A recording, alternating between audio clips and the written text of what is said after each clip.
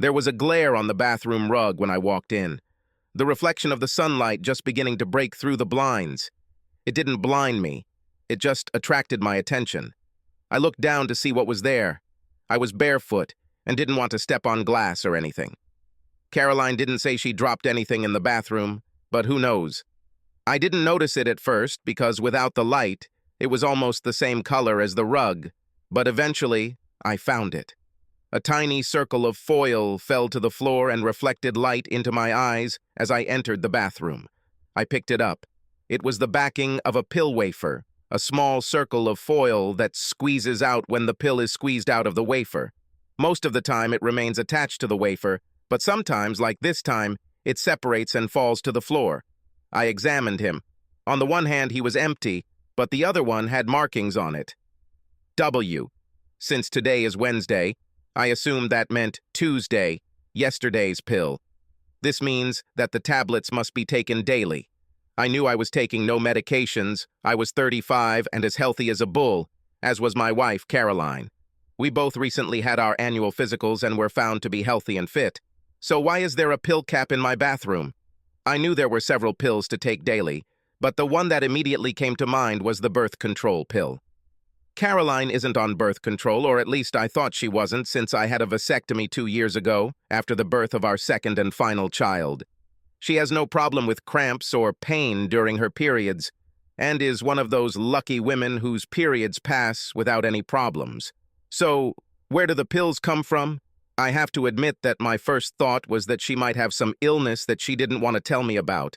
My thoughts went to some very dark places for a few minutes. But I thought back to the physical and how we had shown each other the reports. We're both clean. If the small circle of foil is here, then most likely the tablets are too. I closed and locked the door. Caroline was still in bed, and began my search. It took a while to find them, but I finally found them. They ended up buried at the bottom of a jar of tampons in a box of aspirin. When I pulled out the packet of pills, I immediately recognized them as the ones she had been taking before I had the surgery, and even before that, between our children when we weren't trying to conceive. Why did she start taking the pills again? I have only one answer to this question. She is having sex with someone who can get her pregnant. She's cheating on me. Caroline and I have been together for 9 years. I had just graduated from university and was studying to become an engineer, and she worked as an assistant. We met at a bar, and although we didn't hit it off right away, her interest was enough for her to accept my invitation to dinner. Caroline is tall, just a couple of centimeters shorter than my 5'8". She is a former athlete and has maintained an athletic build with a slim figure and small breasts. Her butt, by far my favorite part of her body, is simply amazing. We had a courtship for about a year, and then we got married when I was 26. Our 2 children are 5 and 2 years old, and I had surgery to prevent any further accidents. 2 is our limit. We have an ideal set. First James was born, and then Sonia. I have the perfect family, or so I thought. Caroline returned to work after maternity leave for each of her children, not wanting to leave the job she loved. We have an au pair who comes to look after the children during the day and goes home in the evening. She costs almost as much as Caroline makes, but Caroline doesn't care. She just wants to leave home working at a job she loves. I worked with a couple of friends and started an engineering firm together. We were never rich, but we all had a very good time. I cleaned up the bathroom, put her pills back, and decided I should think about it. There is no point in confronting her now. I need a plan. I need proof. I had no idea what would happen after that. Let's get all the facts together first and then see where this leads. As usual, I went to work and considered my options. First, I want to know who and when, and also how long ago. Was it someone at work, God forbid, her boss? Is this the same man she's been talking to since we met? This led me to the next terrible question. Are these children even mine? All this time, I did not allow emotions to interfere. I knew it would happen, that I would feel loss, betrayal, pain, and anger. But first, I need to understand if this really exists. I'm working on a problem, and I don't have enough facts yet to draw any conclusions. I went online. First of all, I needed DNA analysis kits. Testing children is, child's play. I often put them to bed before Caroline arrives, so this can be done easily. I also ordered surveillance equipment, a couple of small voice recorders that I could hide in her car and bag, and a few tiny cameras that I would hide around the house. I doubt she's doing that here, considering she's rarely home when I'm away, or so I thought. I need access to her phone. I knew about a cloning tool where I could get a clone of her phone, receive all her SMS and emails, and even listen to her calls. To do this, I needed to buy another phone. It took several days for everything to arrive. During this time, I watched her closely. Caroline didn't do anything unusual. Our sex life is pretty standard, once or twice a week, usually on the weekends when we're both late. Let's go to bed. I never smelled anything suspicious on her, and she never jumped into the shower as soon as she got home. Nothing changed. This means that either she is not having an affair, or she is extremely cautious, or she has been having an affair for so long that it has become second nature to her. The packages arrived on Friday morning. I directed them to my office so there would be no questions. I have DNA testing kits, voice recorders, several cameras, a cell phone, and a cloning kit. I was ready to go. This afternoon, I left the office early. When I returned home, the au pair was just feeding the children dinner before putting them to bed. I left her to deal with this matter, and I went and hid the cameras. One is in the bathroom, one is in the living room, and the third is in the bedroom with a good view of the bed. I heard the children splashing in the bathroom and went to help them get ready for bed. Took Sonia, leaving the au pair with James. I took a swab from Sonia's cheek and put it in my pocket. Then I laid her down and read until she dozed off. When I looked in on James, he was still awake, and the au pair was still reading to him. I offered to replace her and let her go home, and she gratefully agreed. It didn't take long for the swab to be taken, and in less than 20 minutes he too was fast asleep. I packaged the swabs along with the swab taken from my cheek and put them in the mailbox. The postman will pick them up in the morning. The service promised that the results would be available online within 48 business hours. So, last Wednesday. Caroline arrived home right on time, and we went about our normal business. She told me about her day, and I told her about mine, with neither side listening to the other. We had dinner, and then she went to the shower. I took this opportunity to install voice recorders in her car and bag and clone her mobile phone. I checked the clone to see if there were any incriminating messages or emails, but there were none. Either she is very careful or she is not cheating. I couldn't decide. The weekend went by as usual. We had sex both mornings before the kids woke up. It became almost a ritual, almost a routine. Caressing her private part, I brought her to climax, then we had sex until I reached the finish line. If we could bring the matter to a climax until one or both children woke up, we considered it a victory. There were about 50% of them.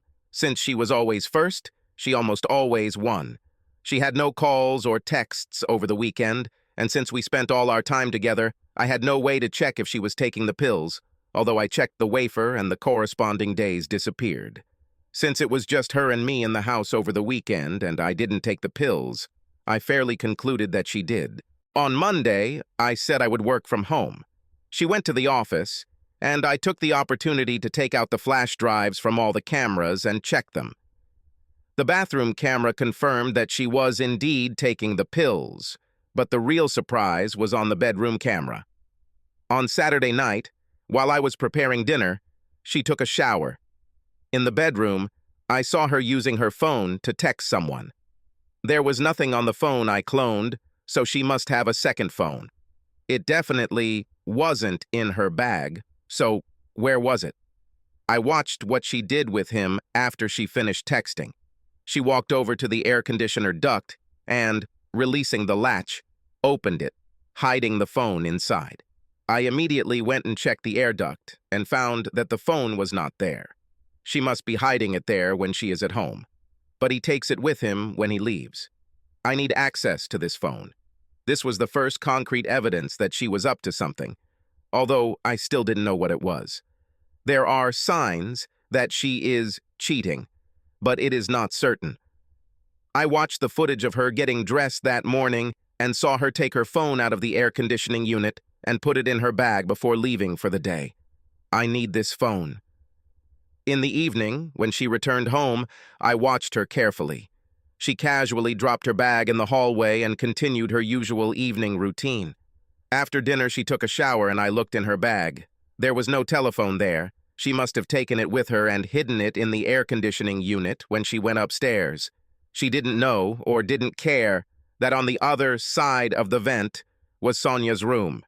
Quickly listening to the noise of the shower, I crept into my daughter's bedroom and opened the air duct on her side.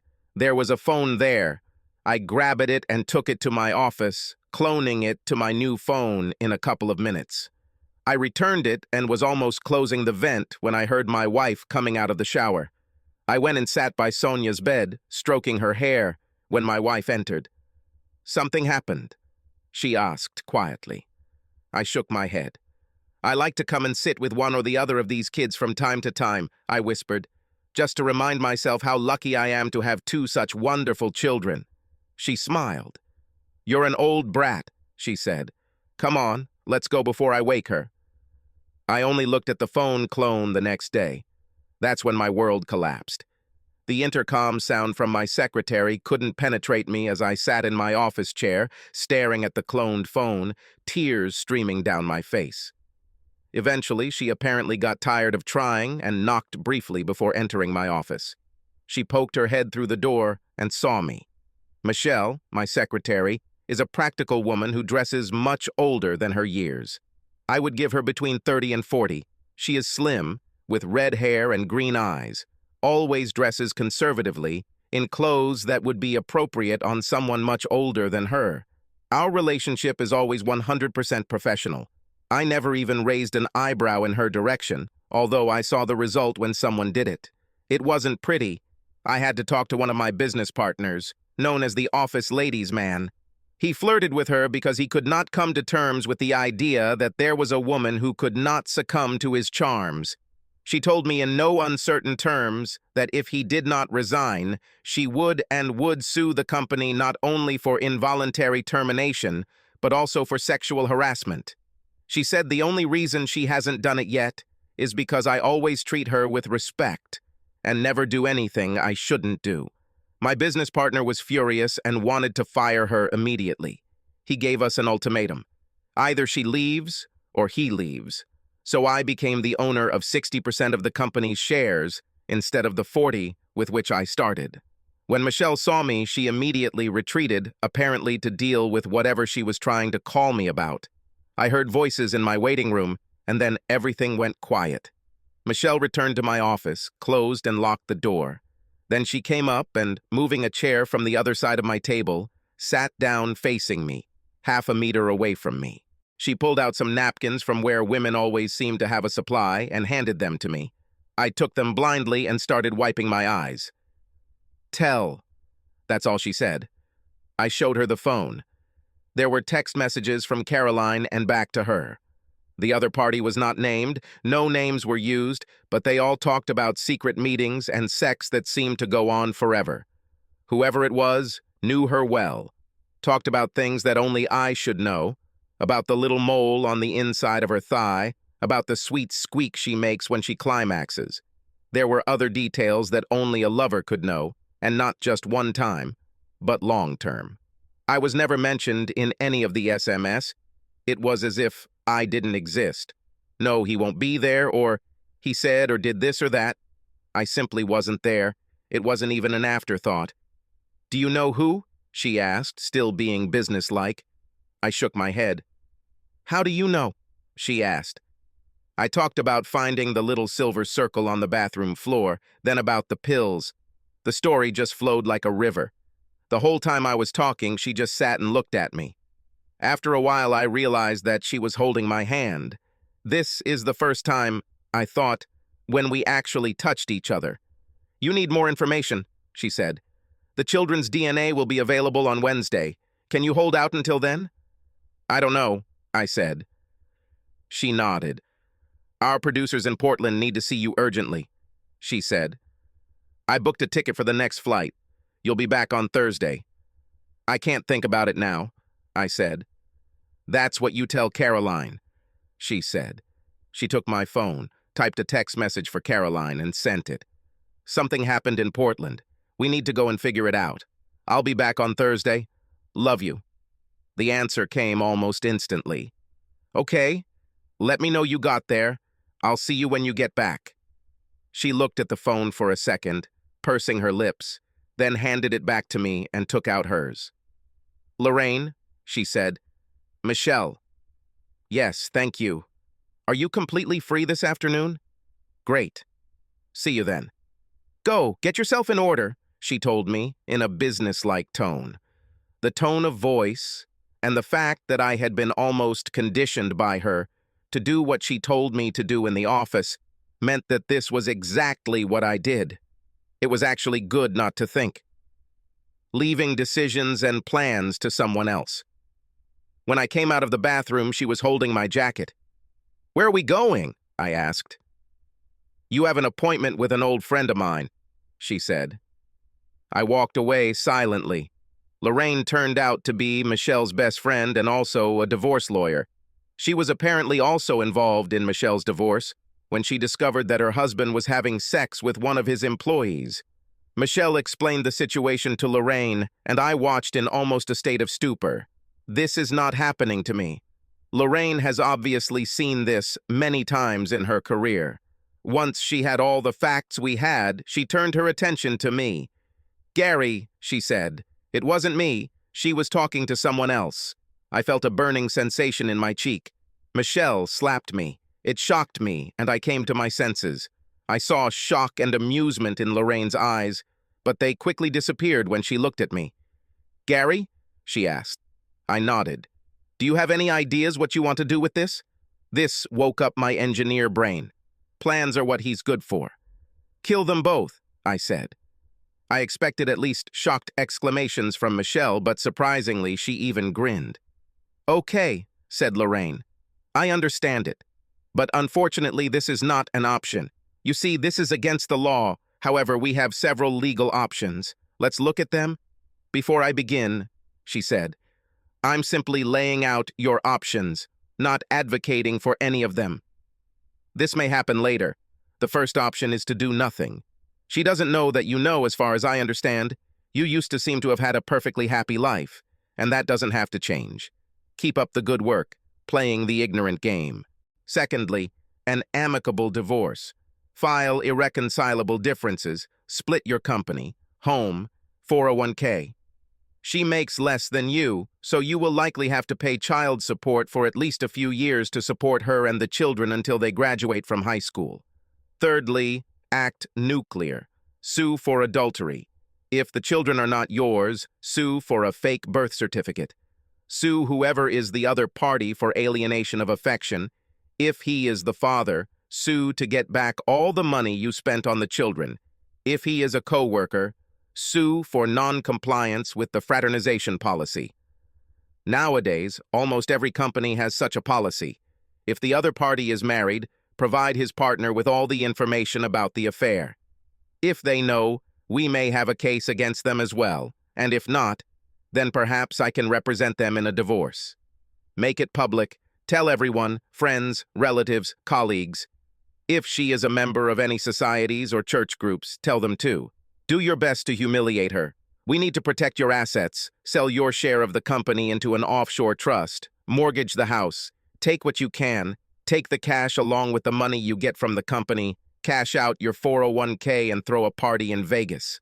My thoughts raced through my head. I instantly understood what she was talking about. Option 1 is not an option. I was no one's willing cuckold. I've been a weak-willed, unconscious cuckold for too long. Option 2, not a chance. I spent too much time building the business and creating the lifestyle we have. She can forget about taking half of everything I have and then let me support her while she has sex with someone else. The third option, I said, nuclear. Lorraine smiled. Fine, I'll start filling out the paperwork. I would suggest starting covert surveillance of your wife and trying to find out who, when, and where. We really need more evidence. Can I keep this phone? You see that it does not benefit you." I nodded and handed her the phone. Michelle and I left Lorraine's office, and she took me to a small family hotel and booked me a room. "Go take a shower and bring something to the room," she said. She took full responsibility. "I'll be back later with some things for you." I acted mechanically. My whole world was collapsing, and I was sitting in a hotel room and ordering food to the room as if I was on the road. This was the only way I could cope with the stress of what was happening. 9 years in the toilet. What really hurt is that I was completely oblivious to all of this. How did I not notice what she was doing? Who is this boss she ran to after every child? She said she liked her job and her independence, but was that the real reason? Or she just couldn't stand being away from her lover for so long? I looked speculatively at the minibar and was about to give in when Michelle entered the room. "Don't even think about it," she said. "I need you to think and not drown your sorrows. You need to plan, and you can't do that if you look at the world through the bottom of a bottle." "To plan?" I asked gloomily. I tried. I had a plan, and it was a good plan. I had a loving wife and 2 gorgeous children, and now look where I am. My wife is a whore, and I don't even know if these 2 children are mine. I'm the biggest cuckold in the world. My whole life is falling apart, and you want me to plan it all? She looked at me for a few moments. I waited for her to say something, maybe sympathize, maybe even hug me. Then she looked at her watch. "Okay," she said, all businesslike. "The pity party is over." How many times have you encountered obstacles and your plans failed when we were starting a company? What does this have to do with? How many? She insisted. Well, I don't know, I said. A whole bunch. There was a time when the patent office lost a patent application for an inversion filament, and we won the deal against Headingley. There was a time when the bank tried to foreclose on us early because they were under pressure. There was a time... Okay, she said. At what point in all these cases did you sit down, put your head in your hands, and give up? That was different, I said. Why? She asked. What was different in those days? Then I had something to fight for, I said. I had a family that depended on me. And now you have a family, she said, which also depends on you. And it's much bigger than the one you have at home. 141 people, and their families are depending on you to handle this. None of your partners are capable of keeping the company afloat. You are all engineers, but of the 3 of you, you are the only businessman. If you lose, the company loses. You think this bitch cares about the families that depend on your company? If she gets half, she will sell it to the highest bidder, and you will lose control of the business. You know who will buy, and everything you've worked for will be owned by headlings. Do you want this? I stared at her. She is right. I've worked too long and too hard to let it all go to whoever gives that whore, my wife, more money. I need to get everything in order to secure my future and the future of my family. If the kids are mine, I'll make sure they're taken care of. But as for Caroline, well, she made her own bed and could fuck whoever she wanted in it. I can grieve this relationship when I'm sure everything else is fine. My confusion cleared, and, driven by anger and determination, I sat down with Michelle and began to make plans. I was going to secure the future of the company and take care of the only family I had left.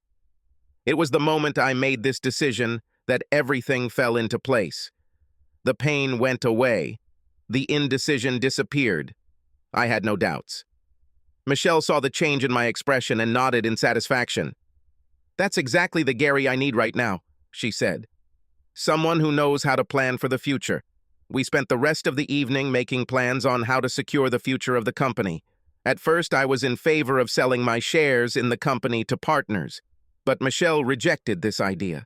She believed that I could not trust them to manage the company and would not be able to leave control in my hands when they became the majority shareholders. They will destroy it to the ground. I need to maintain control. As a result, we decided that we could create an offshore trust, to which I would sell the company at the market price.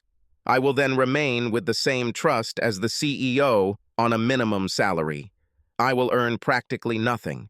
Because the trust is offshore, the courts will not have jurisdiction over its documents, so the owners of the trust will not be known. Now I am a millionaire, at least on paper, or will be when all this is done. I need to get rid of all this capital. I also need to cash out my 401k and take all equity out of the house. Although we were together when we bought the house, it is in my sole name, since at the time of purchase, Caroline was not working, caring for James. And the mortgage consultant told us that it would be easier to issue a loan in my sole name, since I didn't earn any time. I made a list of what I needed to do and wrote to my company legal attorney to set up a meeting the next day. After Michelle left, I showered and went to bed, not expecting to fall asleep quickly, but I passed out almost as soon as my head hit the pillow and slept until the next day when I was woken up by the alarm on my phone. There was a text message on my phone from Caroline. "You didn't say when you'll arrive. Everything is fine? Sorry, I planned until late." Then he fell asleep. "Everything's coming together now and I should be back on Thursday. Fine. See you. Love you." I did not respond to this message. I just couldn't bring myself to type those words. A little after 8, Michelle knocked on my door. I took another shower and was just thinking about going to breakfast. "Breakfast?" she said, indicating that I should follow her. We went to a diner down the street and sat in a booth eating maple pancakes and bacon.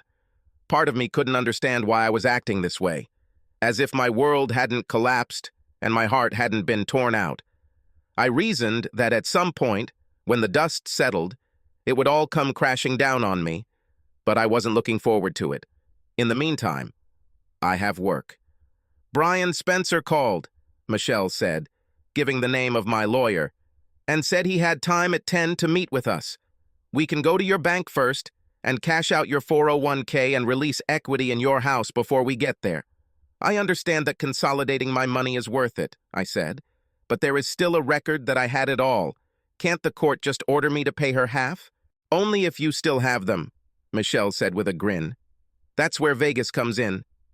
Once you have all this capital, you go and spend a week in Vegas and spend the entire amount, and all this before you file for divorce. That way, when you are judged in court, you will be poor, in fact, in debt. The bank will foreclose on your house, and your salary will barely be enough to live on. This is provided that the children are not yours. If they're yours, you'll simply put your entire 401k in trust for them, for their college fund. Caroline won't be able to touch him. Technically, she will earn more than you. She can easily afford the house on her own, and may even end up paying you alimony. When will you get the DNA results?"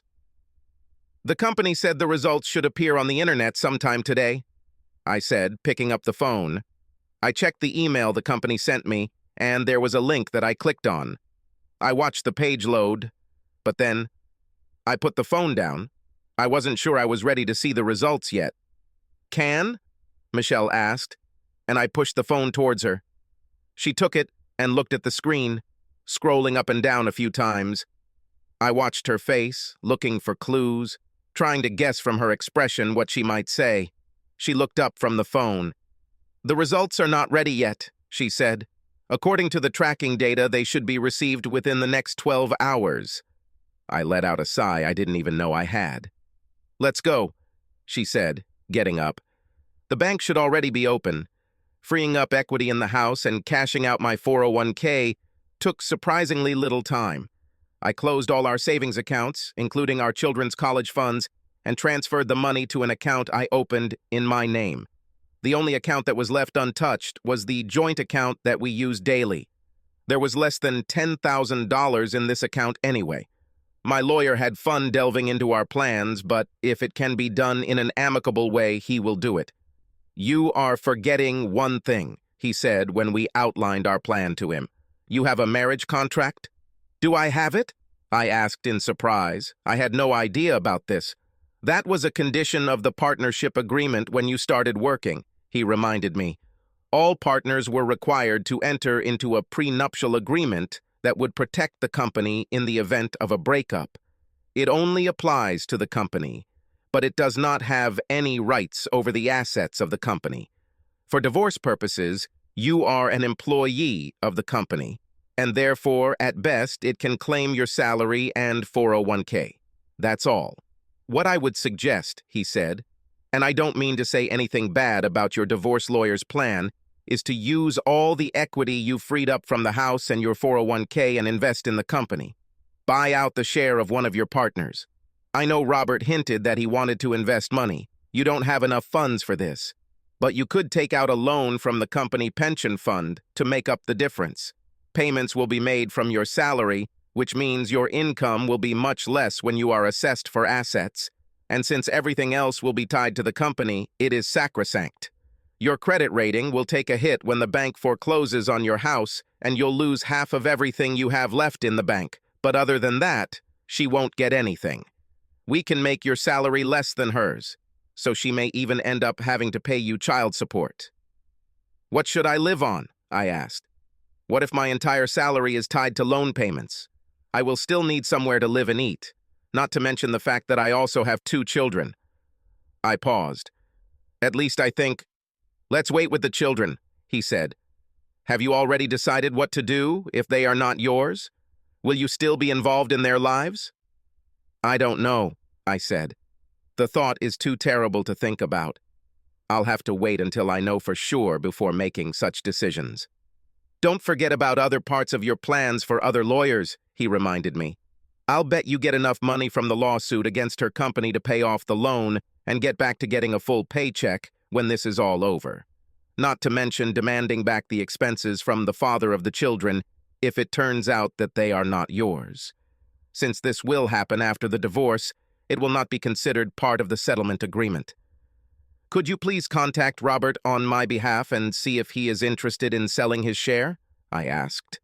I'm not sure I'm capable of that at the moment. He nodded. I'll call him and then let you know.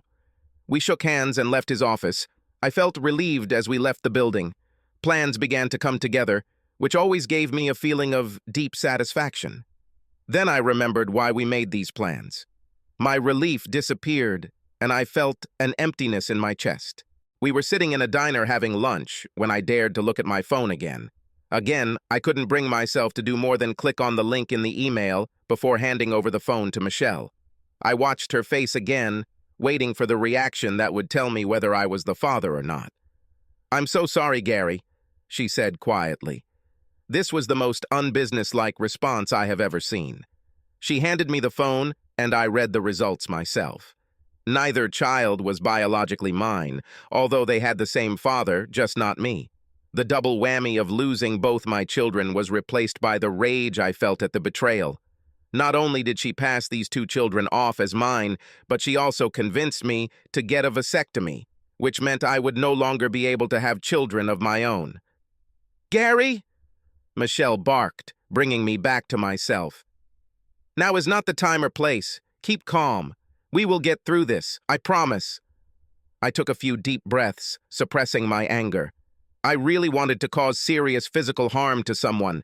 I even thought about hiring a hitman and killing the bastard who fathered the children that were to be mine. Michelle got me under control again and led me out of the diner. Lorraine called, she said. She wants to see you. And we headed to Lorraine's office. Lorraine looked gloomy when we entered her office. I have a preliminary report from a private investigator, she said. Obviously, Caroline wasted no time. Last night, a man came to your house and stayed the night. We couldn't look inside. I have cameras installed in the house, I said. I can go replace the flash drives and we can see what was in there. Okay, she said. Go ahead and do it now, and then we can make a plan. I assume that the information on these drives will be important. There's an au pair there, I said. I can't go back. I have to be away on business. Lorraine checked her phone. The au pair is at the play center with Sophie and James, she said. I'll keep an eye on her and let you know if she leaves there. My house was about 30 minutes from Lorraine's office, and Michelle was driving fast. We got there without incident, and I changed the flash drives. I quickly examined the house, but did not see anything untoward. We then went back to Lorraine's office and looked through the flash drives. I decided not to look at the one from the bedroom. I didn't want to see what was there. I knew which man he was talking about as soon as he walked through the door. As I suspected, this is her boss, the man for whom she worked the entire time we were together, Bill Wainwright. What almost killed me was what happened when he arrived at the house. First of all, he had his own key and entered himself. As he entered, James looked up and saw him. "Daddy Bill!" he exclaimed, and ran to hug him. This freed my hands. I broke down and cried. I couldn't watch anymore. Lorraine watched as I broke down. Michelle, for the first time ever, hugged me and held me while I cried. It took a while, but eventually I pulled myself together. "Would you like to rest a little?" Lorraine asked, and I shook my head. The pain subsided a little, but anger began to take over me again. "What's next?" I said. "I already have a copy of the terms and conditions of employment at your wife's company. There is no fraternization policy, so you have a claim against the company for violating it. Since the person with whom your wife is fraternizing is a top manager of the company will not be able to claim that it did not know about what was happening." We explained to Lorraine what the company lawyer had told me and what he had advised. She broke into a wide smile. She picked up the phone and called him, asking for copies of the prenuptial agreement, and he emailed them to her. "Just perfect," she said, reading the marriage contract. "Throw away everything I said before. Your boy's plan is absolutely correct. If your partner wants to get rid of the company, then buy him out. Put everything you have into a company, and it will immediately put it out of reach. We'll be able to sue her company for failing to comply with a court order, him for alienation of affection, her for making a false statement on her birth certificate, and both of them for money still spent on the children. The deductible for medical bills alone for childbirth is a significant amount." "It all depends on whether Robert wants to sell," I said. "I think we'll have to wait until he comes with an answer." Michelle drove me back to the hotel, and I went up to my room.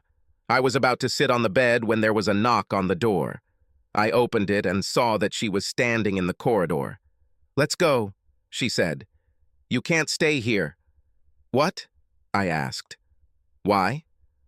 "Because you can't be alone," she said. "You'll only be thinking or emptying the minibar. I want you where I can look after you." While she spoke, she gathered a few things. She took me by the arm and led me out of the room, then examined me and led me to her car. "Where are we going?" I asked, finding that I didn't care. "To my house," she said. "I have a free room that you can use." "But," I began. She turned her head and looked at me. I fell silent. I had never been to Michelle's house and was surprised to see that it was almost the same size as mine. Our house had 2 floors, while hers had only 1 floor. She led me into a room with a bathroom. "Take a shower and change," she ordered. "Dinner in 30 minutes." We ate dinner in silence. I guess it was delicious, but I didn't feel it. My mind was occupied with a whirlpool of thoughts that could not calm down. I was furious, but I couldn't find the strength to express it. I was devastated, but I couldn't find the strength to worry. All I had energy for now was implementing my plans. I was on autopilot, my destination set. I was just thinking about what to do after eating when the phone rang. I winced, hoping it wasn't Caroline. It wasn't Caroline. "Hello, Robert," I said languidly. "Why?" That's all he asked. Robert and I have been friends since university. We studied together, and it was the project we worked on together that gave us the basis for starting a business. At first, I would have gotten it about most of the company because I had more capital to invest than he did. "Caroline is cheating on me," I said in a wooden voice. "All the time." "All the time?" he said incredulously. "Do you mean—" "None of the children are mine," I told him. There was silence on the other end of the phone. "So you want to tie all your assets to the company and hide behind a prenuptial agreement?" he asked. Either Brian Spencer, our lawyer, explained everything, or he understood the partnership agreement much better than I did. "I want to keep 5%, he said, "and stay with the company as a consulting engineer. I will discuss the details with the HR department. The rest is yours." "Okay," I said. "I'll ask Brian to fill out the paperwork."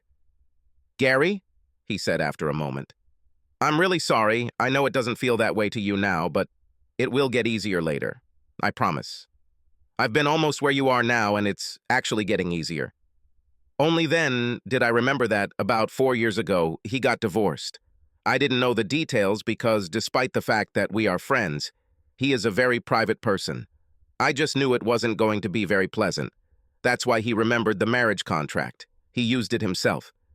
The next morning, Michelle woke me up with a cup of coffee. "Let's go," she said. "We still have a lot to do." The first thing we did was go to Brian Spencer, the company's lawyer. He had already prepared all the paperwork for me to buy out Robert's share, and we completed the entire transaction in less than 30 minutes.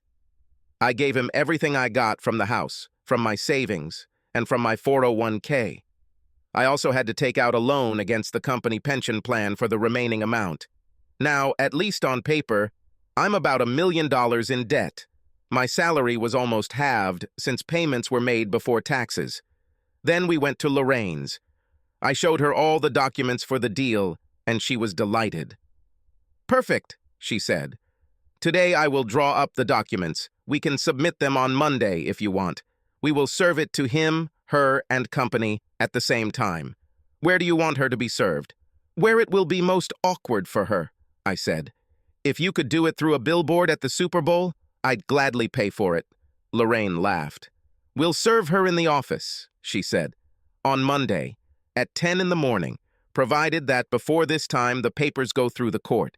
If I submit them today, I should have them tomorrow afternoon." I nodded. "So what now?" I looked at Michelle. She ran things.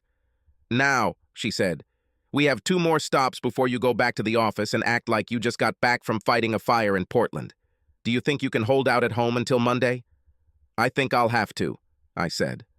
"No need to guess," she said. "Tell me what you need to help you hold out until that time." "I don't know," I said.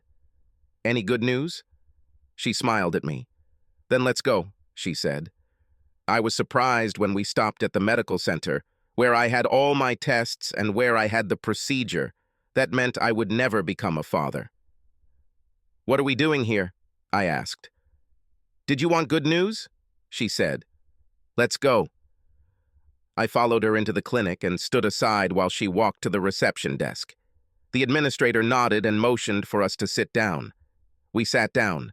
Less than 2 minutes later, my doctor came out and invited me into the consultation room. I looked at Michelle, who made no move to follow me. "Please?" I said, and she nodded and followed me. Dr. Harrington made no comment about my secretary's involvement in my consultation. He knew who she was and that she was not my wife, since he was both my doctor and Caroline's doctor. Why I asked my secretary to come with me was my business, not his.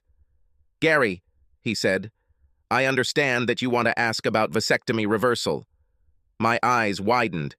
Is this even possible? I looked at Michelle. There was a tiny smile on her face. "Yes, is this possible?" "Of course," said Dr. Harrington. "Since your vasectomy was performed 3 years ago, the success rate for reversal operations is about 95. The surgery takes a little longer than the initial one and involves general anesthesia, but I'm confident that once we're done, you'll be able to be a father again." And again my eyes filled with tears. I still have a chance to become a father. This will require surgery, but it is a small price to pay if it means I can have children of my own. I had no idea who I would have children with, but at least it was possible. "I know this is very hard to take," said the doctor. "Here is information about the operation and its cost. Unfortunately, it will not be covered by your insurance. If you want to move forward, let me know and we can schedule you in for testing." "Thank you, doctor," Michelle said, standing up and taking the information from him. "We'll be in touch." I stood up too and let her lead me out of the clinic and towards her car. "Good enough news?" she asked, smiling softly at me. In an impulse, I hugged her and pressed her to me. "Thank you," I said, burying my face in her hair. Then I realized what I had done and instantly let her go and stepped back. "Sorry," I said. Gary," she said softly. "Everything is fine. We got into her car. "One more stop, then back to the office," she said. I visited Bill Wainwright's house several times during the years that Caroline worked for him. He and his wife Stephanie live in a nice area just outside the city. This is a gated community. They host some corporate events here. "For what?" I asked. Michelle simply got out of the car and walked to the door of the house. I followed her. She didn't even have to knock, Stephanie told the security guard, who led us into the grounds, that we were on our way, and she stood at the door waiting for us. "Gary," she said in greeting. "You must be Michelle, his secretary? Was it you who called?" "Yes, and it's me," Michelle answered. "Come on in," Stephanie said. She led us into an office-like room off the hallway. I've never been in this room. Judging by the photographs on the table and on the wall, this is Bill's office. But she sat down at the table and pointed to the chairs opposite. It seems she decided that the call was not personal. "How can I help you?" Stephanie asked, looking at me. I sat and looked at her, unable to speak. "Did you know?" I asked it finally. Stephania sighed sadly. "No," she said. I suspected it, but didn't know. I could never find any evidence, nothing that I could take to a lawyer, otherwise I would have taken the bastard for every penny he had. "Get in line," Michelle growled. "Do you have evidence?" Stephanie asked, and I nodded. "Evidence that none of my children are mine, that they have the same father. A video of him and Caroline in my house where my son calls him Pa." I couldn't finish the sentence. The lump threatened to suffocate me, and I was lost again.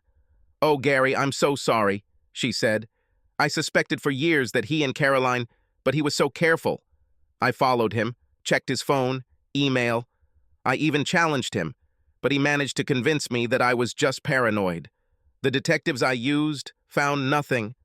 I swear that if I was sure, if I had proof, I would immediately come to you. But I couldn't ruin what looked like a happy marriage based on suspicion alone. I needed to be sure, and I couldn't get any proof." "What are you going to do?" I wondered if I should tell my enemy's wife about my plans. I wasn't sure that she wouldn't tell him everything as soon as he got home. It might be too late for him to do anything meaningful, but I wanted it to be as much of a shock to him as it was to me. "The question is, what are you going to do?" I answered. "Now you have proof." She smiled slightly at this. "I understand," she said. "And I don't blame you." I wouldn't say either. If you have the name of a good divorce lawyer, I would appreciate it. Michelle took a business card from her purse and handed it to her. "Thank you. Is a week enough?" I nodded. "Great," she said. "I'll contact—" She showed the card, "and coordinate with her." She stood up. Obviously, our meeting was over. Michelle and I stood up. Stephanie came over and gave me a quick hug and a peck on the cheek. "Again, I'm so sorry," she said. "Keep an eye on him," she said to Michelle, who flinched as she hugged me. "He deserves better than what that bitch did to him." We returned to the office, and I spent the rest of the day finishing up the things I had to do while I was in Portland. At the end of the day, I went home. At her usual time, Michelle knocked on my door, looked in, and said she was going home. She was back to being the professional she always was. This also left me feeling lost. I felt like I was starting to get a little closer to her, but that must have been just my imagination. I wished her good night, thanking her for her help. I worked late at the office and had a lot to catch up on. "What time will you be home?"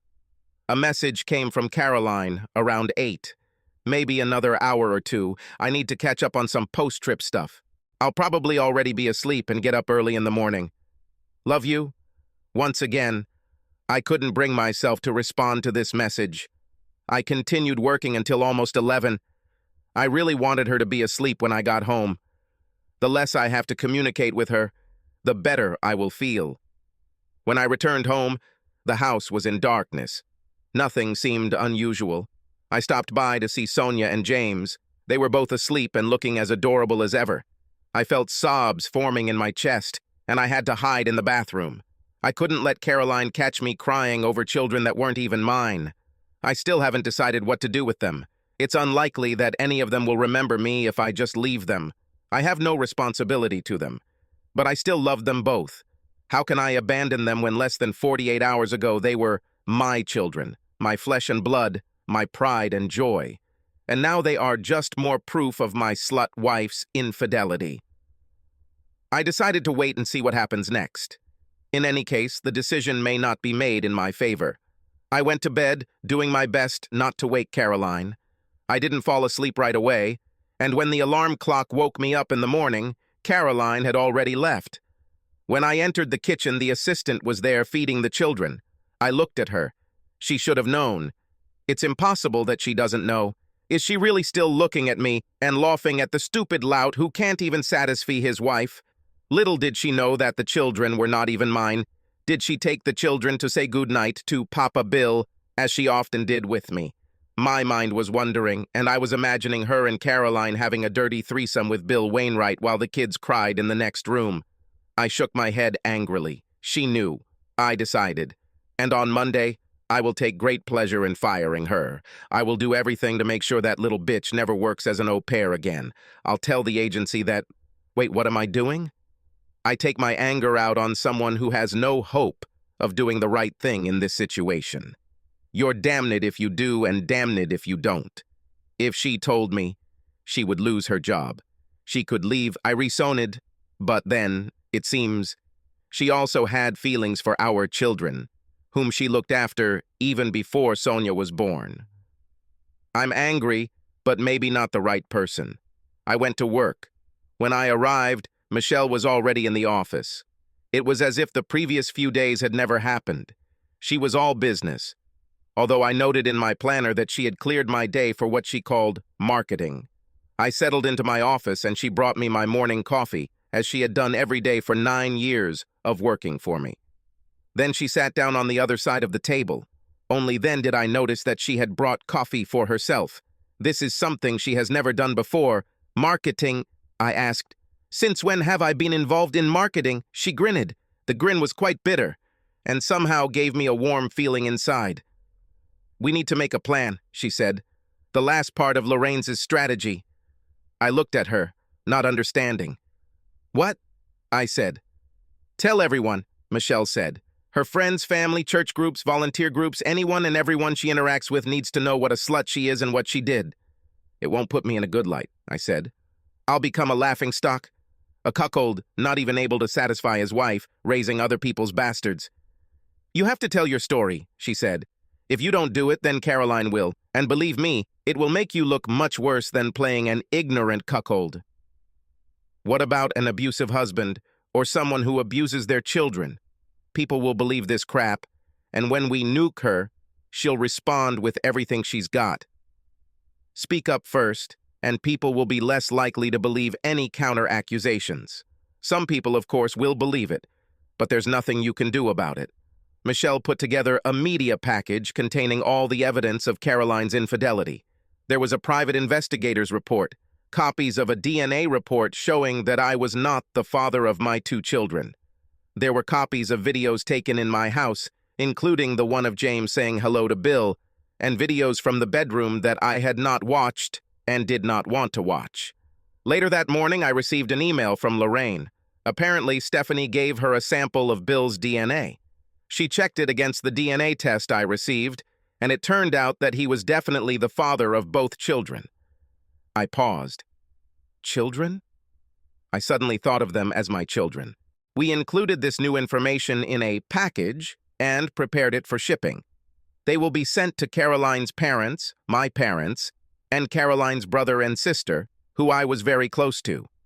Electronic copies will be sent to all her Facebook and LinkedIn contacts, as well as anyone else I can send them to. The ones addressed to our immediate family, I paid a courier company for delivery at 10 in the morning on Monday, which was the time the balloon was supposed to rise. I just need to get through the weekend. I had a plan to do this.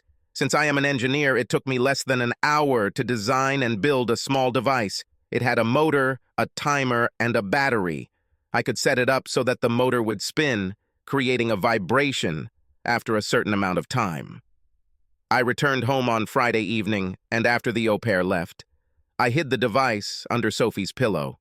It was supposed to go off at 6 in the morning the next day, which is about the time we usually wake up. This would wake Sophie up and therefore eliminate our weekend morning sex. Everything worked perfectly. I was woken up by Sophie coming into our room and climbing into bed with us. Now there was no sex for us.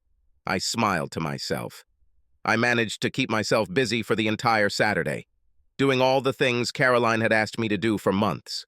When she commented on this, I simply said that it was high time to do them, since she was bugging me for so long. On Saturday night, when, strangely enough, Caroline tried to instigate sex, I pretended to be asleep when she came out of the bathroom, and on Sunday her daughter came into our bedroom again, having been awakened from sleep by my device. On Sunday, we decided to go for a walk with the children and spent the whole day at the zoo. There were several times throughout the day when I looked at Caroline, the woman I loved, the woman I thought loved me, and the two children I was caring for, convinced they were mine, and almost broke down. I bit the inside of my cheek until it bled, trying to hold back my emotions. But I made it through the weekend. On Monday, I was excited. I told Caroline that I would work from home. I wanted to talk to the au pair. Caroline left for work at her usual time, poking her head into my office to tell me she was leaving. I pretended to be engrossed in email and just grunted in response. I heard her car drive out of the garage and the door closed. I looked at my watch. 8:15. The au pair knocked on my office door. She wanted to take the children to the play center, but I said no, they should stay at home. This surprised her. I had never refused her before, but she just nodded and returned to the children. I heard how upset James was that he couldn't go, but he really wanted to. A little after 9, Michelle arrived at the house. I was surprised, but I let her in. For the first time since I've known her, I made coffee for her. We had a conference call with Lorraine at 9:30. "Gary," Lorraine said, "this is your last chance to stop. I'm not saying you should, just pointing out that if you changed your mind over the weekend, now is the time to say so." "No," I said, without any doubts. "Then I'll see you on the other side," Lorraine said. "All is ready." I kept an eye on my email inbox, waiting for service confirmation emails to arrive. Exactly at 10 in the morning, the first came, the second 3 minutes later, and the third 5 minutes later. Then my phone rang. It wasn't Caroline as I thought, but my mother. "Gary," she began. "Hi, Mom," I said. "What's happening?" she asked. "Did you read the package I sent?" I asked. "Yes, but then you know as much as I do." Caroline cheated on me, probably my entire married life, with her boss. The children are not mine. I'm divorcing this bitch. "Gary can't." "No, Mom. Listen, I have to go. I have other calls." I passed out. The phone immediately rang again. This time it was Caroline. "Gary?" I didn't answer, waiting for her to continue. "We need to talk," she continued. Still no answer. "I am going back home." She interrupted the call. "Caroline is on her way," I told Michelle. "I'll get out of your way," she said. I wanted to ask her to stay, but I didn't know how to do it. I just looked up at her. "Call me," she said, "when you find out what's going on." And she left. Caroline arrived home about 20 minutes later. I heard her car drive up to the house. She didn't even bother going into the garage. I didn't know what to expect when she walked into the house. I didn't know whether she would come in with a weapon in her hands or slip away with her tail between her legs. Anyway, she came into my office and sat down opposite me at the table. "Gary, she began. "Not interested," I said, interrupting her. "But—" "Not interested," I said. "You don't even want—" "No," I said. "I don't want to hear a single fucking word out of your mouth. For 9 fucking years, you lied to me. Neither child is mine, but you convinced me to get a vasectomy while you were still on the pill so you could keep having sex with Daddy Bill." Her eyes widened at this. "So, no, Caroline," I continued. "I'm not interested in what you have to say. The lawyer's business card is in the package you received when you were served. If you have something you think I should know, talk to her." "What about the children?" she asked. "What children?" I answered. "I don't have children, and if it were up to you, I would never have them. I would ask why you did this to me, but I don't want to hear another lie. I'm not interested in your excuses, justifications, or reasons. I just want this to end so I can pick up what's left of my life and move on. I call it the I'll pay her into the room. I knew that she heard me, since the door of my office was open, and she was only in the next room. You're fired, I said. Right now. Get your shit together and fuck off. What? She said. Why? Because you covered for her, I said, pointing at Caroline. Knew she was having sex with her boss. I don't know if you knew the kids were his and not me, but you definitely knew what was going on. I have video evidence of you talking to Bill about children. Get out. Gary, Caroline said. You can't fire her. I pay her salary. The au pair looked at Caroline with a look of gratitude in her eyes. Okay, I said. I have already contacted the agency and informed them that you were complicit in an extramarital affair and agreed not to take any action against your company if they deregistered you. So if Caroline wants to keep you, she will not only have to pay you, but also take care of everything else, like taxes, vacations, pension, sickness, not to mention insurance. The au pair's face lost color. Not only did she lose her job, but she was removed from the agency's books. This would make it almost impossible for her to find other domestic work. Agencies exchanged information with each other. Now get out, I said, and she ran away. Did you have to do this? Caroline asked. She shouldn't have.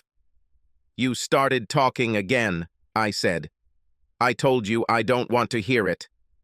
What I want is for you to take your things, take your children, and get out of my house.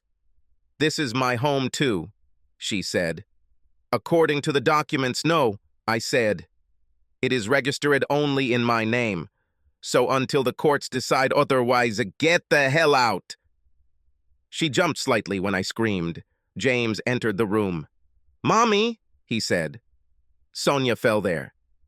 Caroline, with a stunned expression on her face and tears running down her cheeks, stood up and walked towards her daughter.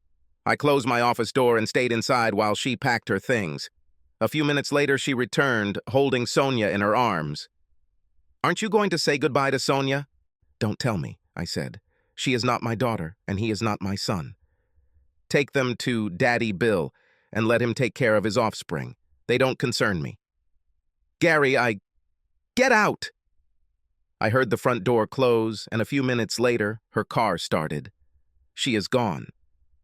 I let out the air I had been holding for what seemed like an eternity. I was shattered. I didn't hear the door open, and I jumped when a pair of arms wrapped around me and I fell with my head in my hands.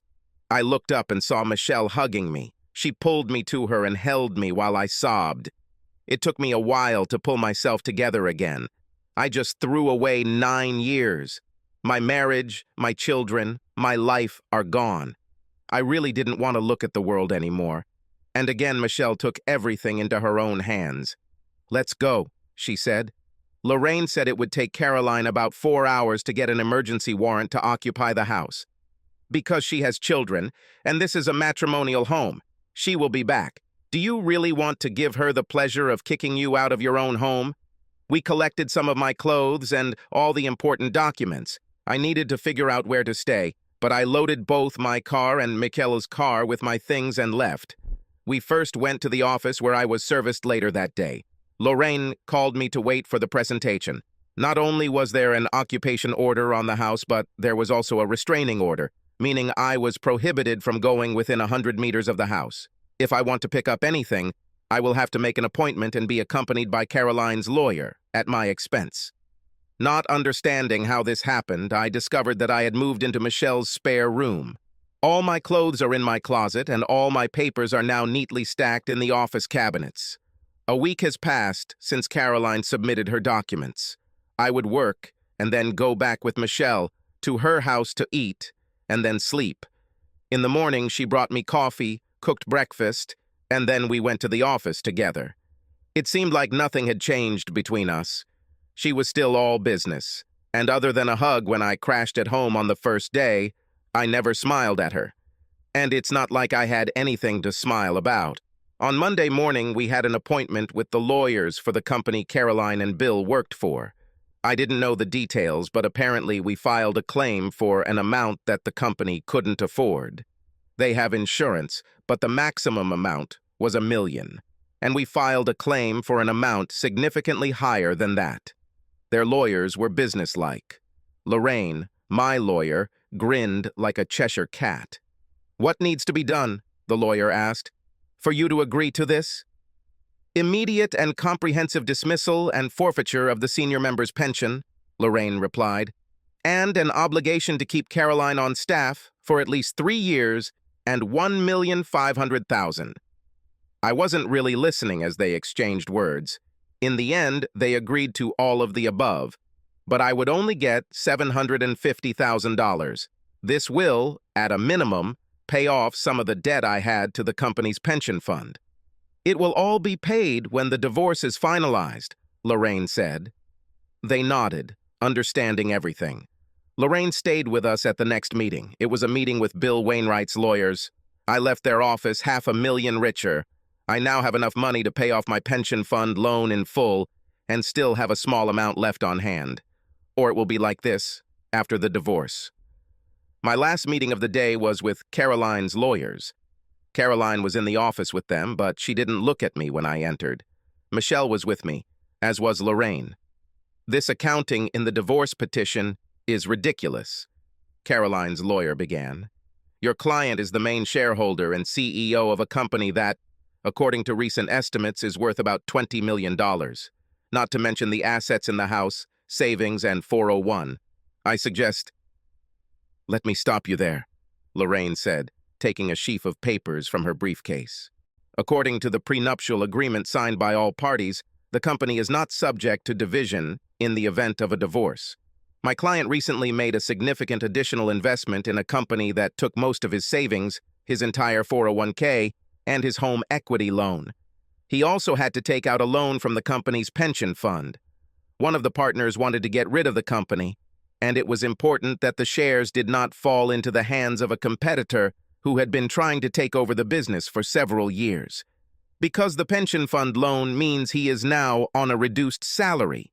He is now being paid less than your client, and I will be asking the court for some kind of maintenance agreement to help him tide him over while he finds himself."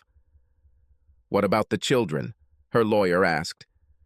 "There is DNA evidence that these children are not his," Lorraine said, "that she deliberately falsified birth records to name my client as the father with the intent to defraud. In addition, and this is a separate issue, we are seeking to recover damages for serious injury when she knowingly persuaded him to undergo surgical sterilization, which he agreed to under the belief that he was the father of the children. The alternative is for your client to sign the divorce as is, pack up her belongings, and leave the marital home in his hands.